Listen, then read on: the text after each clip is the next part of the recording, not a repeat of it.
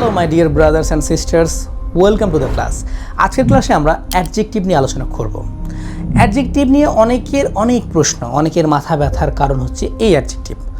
So don't worry, আজকের ক্লাসের পর থেকে তোমার আর অ্যাডজেক্টিভ নিয়ে কোনো প্রকার মাথা ব্যথা থাকবে না ইনশাল্লাহ। সো আমরা সবার প্রথমে অ্যাডজেক্টিভের ডেফিনেশনটা জানবো, মানে সংজ্ঞাটা জানবো যে কী এটা। দেখো এখানে একটু খেয়াল করো, বলছে যে শব্দ বা ওয়ার্ড কোনো নাউন বা প্রোনাউনের দোষ, গুণ, অবস্থা, সংখ্যা, পরিমাণের বৈশিষ্ট্য প্রকাশ করে। যে শব্দ কোনো নাউন বা প্রোনাউনের দোষ, গুণ, অবস্থা, সংখ্যা, পরিমাণ এগুলা বা বৈশিষ্ট্য প্রকাশ করে তাকে কি বলে? অ্যাডজেক্টিভ বলে। এটি কি করে? নাউন বা প্রোনাউনকে বিশেষায়িত বা মডিফাই করে। ওকে, এটা মনে রাখতে হবে। এখন এই জিনিসটা খুব ভালোভাবে বোঝার জন্য আমি এটা দিয়ে উদাহরণ দিচ্ছি। ধরো এটা একটা পেন, আর আমি বলছি এটা একটা হলুদ কালারের পেন। এই যে আমি একটা কালার বললাম না, যে হলুদ কালারের পেন। এখন যদি আমি বলি যে এটা একটি হলুদ কালার আমেরিকান পেন, এখন যদি আমি আবার বলি এটা একটি হলুদ কালার আমেরিকান দামি পেন, মানে খুব এক্সপেন্সিভ। এবার যদি আমি বলি যে এটা একটি হলুদ কালার আমেরিকান দামি হাইলাইট পেন, অর্থাৎ এই পেন সম্পর্কে তুমি যত কিছু বলবে সেটা হচ্ছে অ্যাডজেক্টিভ। এবার আমরা অ্যাডজেক্টিভের একটা উদাহরণ দেখব। উদাহরণ এখানে দেখি সুন্দর করে দেওয়া আছে, বলছে he is a good boy. এই যে গুড কথাটা অ্যাডজেক্টিভ, এখানে বয় এটা হচ্ছে একটা কি নাউন। এই নাউনকে কি বিশেষায়িত করছে বা মডিফাই করছে, মানে নাউনের গুণ প্রকাশ করছে, তাই না? ছেলেটি ভালো, তার গুণ প্রকাশ করছে না? ওকে, তারপরে বলছে সি হ্যাজ 5 পেন্স। এই যে পেন্স হচ্ছে একটা নাউন, পেন একটা নাম। কটা পেন হচ্ছে? 5টা পেন আছে। এর একটি সংখ্যা প্রকাশ করছে। এখানে বলছে না যে কি দোষ, গুণ, সংখ্যা, পরিমাণ, বৈশিষ্ট্য। সো এটা হচ্ছে কি অ্যাডজেক্টিভ। ক্লিয়ার? অ্যাডজেক্টিভ সাধারণত প্রধানত 8 প্রকার। কী সেই 8 প্রকার আমরা একটু এখানে খেয়াল করব। 1 নম্বর হচ্ছে কোয়ালিটি, গুণবাচক। 2 নম্বর হচ্ছে কোয়ান্টিটি, পরিমাণ। 3 নম্বর number, demonstrative, interrogative, positive, distributive and proper. এই 8টা নাউন দয়া করে তোমরা খাতায় নোট করে নাও, তোমাদের এটা মুখস্থ রাখতে হবে। এখন আমরা এই প্রত্যেকটা নাউন সম্পর্কে একটু করে পরিচিত হব, যে আসলে এটা কি, কেন এবং কিভাবে। সো সবার আগে আমরা চলে যাই কোয়ালিটি। এখানে দেখো একটু খেয়াল করে, যে অ্যাডজেক্টিভ দ্বারা কোনো নাউন বা প্রোনাউনের দোষ, গুণ, অবস্থা বা প্রকৃতি প্রকাশ পায় তাকে অ্যাডজেক্টিভ অফ কোয়ালিটি বলে। এখন উদাহরণে কি বলছে দেখো, দ্য ম্যান ইজ হনেস্ট। এই যে হনেস্ট কথা কি বলছে? যে কোনো নাউন বা প্রোনাউনের দোষ, গুণ, অবস্থায়, যেখানে গুণ বলছে না, দ্য ম্যান ইজ হনেস্ট, মানুষটি সৎ। এই যে সৎ কথাটা বলছে, এখানে কার? এই মানুষটার একটা গুণ প্রকাশ করছে। এটা হচ্ছে অ্যাডজেক্টিভ। বোঝা শেষ?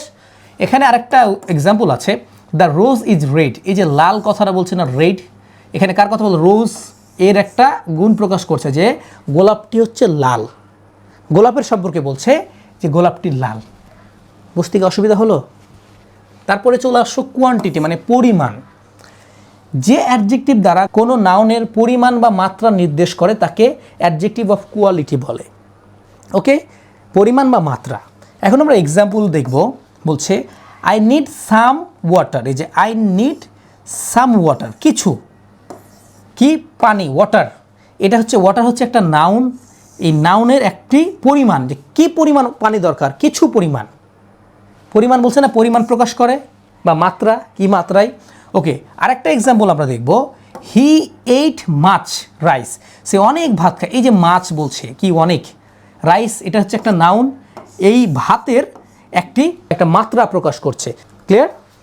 এবার চলে আসো নাম্বারের দিকে, সংখ্যার দিকে। যে অ্যাডজেক্টিভ দ্বারা কোনো নাউন বা প্রোনাউনের সংখ্যা বা ক্রম প্রকাশ পায়, সংখ্যা এক্স্যাক্টলি কয়টা এমন প্রকাশ পায় তাকে কি অ্যাডজেক্টিভ অফ নাম্বার বলে। আমরা এক্সাম্পল দেখি। বলছে আই হ্যাভ 2 বুকস। এখান থেকে দেখো আই হ্যাভ, এই যে 2 কয়টা, সংখ্যা বলছে 2টা।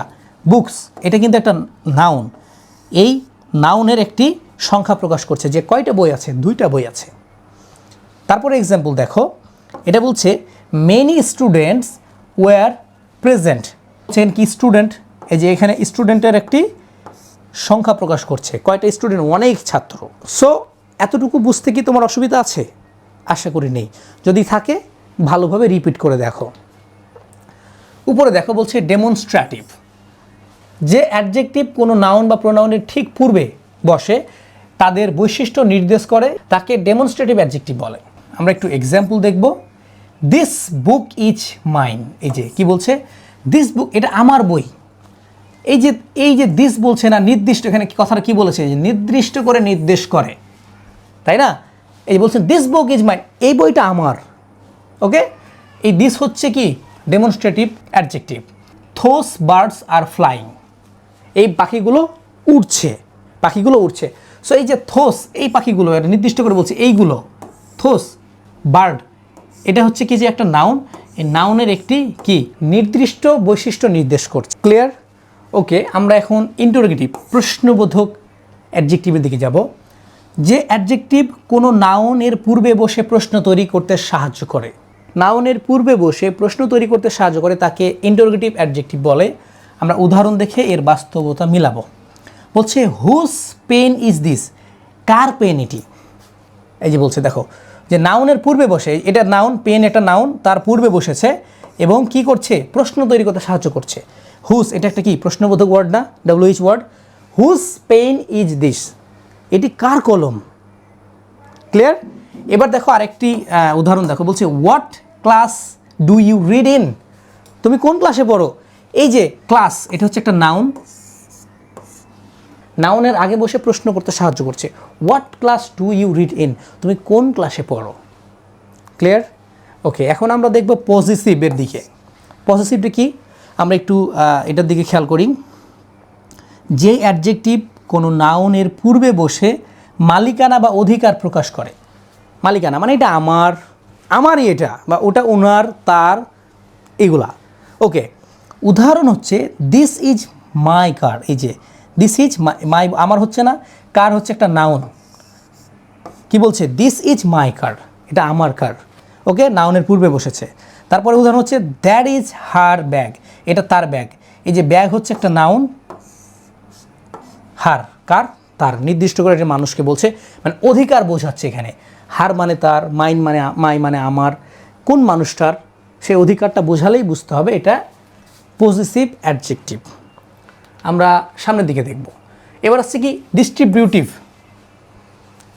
যেই অ্যাডজেক্টিভ কোনো নাউন বা প্রোনাউনের প্রত্যেকটিকে আলাদা বা পৃথকভাবে নির্দেশ করে, যেই অ্যাডজেক্টিভ কোনো নাউন বা প্রোনাউনকে প্রত্যেকটি আলাদা বা পৃথকভাবে নির্দেশ করে তাকে ডেমনস্ট্রেটিভ অ্যাডজেক্টিভ বলে। উদাহরণ দেখি আমরা। উদাহরণ বলছে each boy got a prize, প্রত্যেকটি ছেলে একটা প্রাইজ পাবে। এই যে এখানে কি বলছে, ইচ, এই যে প্রত্যেকটি বলছে না, যে প্রত্যেকটিকে আলাদা করে পৃথক করে, ইচ প্রত্যেক, এই ইচ হচ্ছে ডিস্ট্রিবিউটিভ অ্যাডজেক্টিভ। এখানে আরেকটি উদাহরণ আছে, এভরি ম্যান মাস্ট ডাই, প্রত্যেকটি মানুষ অবশ্যই মরবে। এই যে এভরি, প্রত্যেক, সংখ্যা বোঝাচ্ছে না, প্রত্যেক, এভরি, প্রত্যেক, এই এভরি হচ্ছে ডিস্ট্রিবিউটিভ অ্যাডজেক্টিভ। ক্লিয়ার? এবার আসছে প্রপার। প্রপার নাউন থেকে যে অ্যাডজেক্টিভ গঠিত হয় তাকে প্রপার অ্যাডজেক্টিভ বলে। এখন আমরা এক্সাম্পল দেখে বাস্তবতা মিলাবো। ইন্ডিয়ান টি ইজ ফেমাস, এই যে ইন্ডিয়ান কথাটা বলছে, ভারতের চা অনেক বিখ্যাত। এখানে বলছে বাংলাদেশি সয়েল ইজ ফার্টিল, মানে কি বাংলাদেশের মাটি অনেক উর্বর। এই যে বাংলাদেশি কথাটা বলছে, এই যে ইন্ডিয়ান কথাটা বলছে, এটা হচ্ছে proper adjective. So my dear all brothers and sister, adjective খুব একটা কঠিন না। যদি আমি একই ক্লাসে অনেকগুলো আলোচনা করে ফেলেছি, তবে তোমরা ভালোভাবে বোঝার জন্য ক্লাসটার প্রত্যেকটা জিনিস খাতায় নোট করবে, নোট করে নিজে থেকে একটু দেখবে। যখন দেখবে, বুঝবে, দুইবার একবার দেখবে, তখন এটা তোমার মাথায় ক্যাচ করতে শুরু করবে। কিন্তু তুমি যদি এটা মনে করো যে আমি তো ক্লাস দেখলাম, এটা তো সহজ মনে হলো, এটা তো আমি এখন থেকে পারবো না, বিশ্বাস করো 1 ঘন্টা, 2 ঘন্টা, 5 ঘন্টা বা কালকে তুমি এটা ভুলে যাবা, 2-4 ঘন্টা পর ভুলবা, না হলে একদিন পর গিয়ে ভুলে যাবা। সো তার চাইতে সবচেয়ে ভালো হচ্ছে ক্লাস দেখে তোমরা নোট করে নিজে নিজে প্র্যাকটিস করো, তোমাদের কাছে এটা সহজ মনে হবে।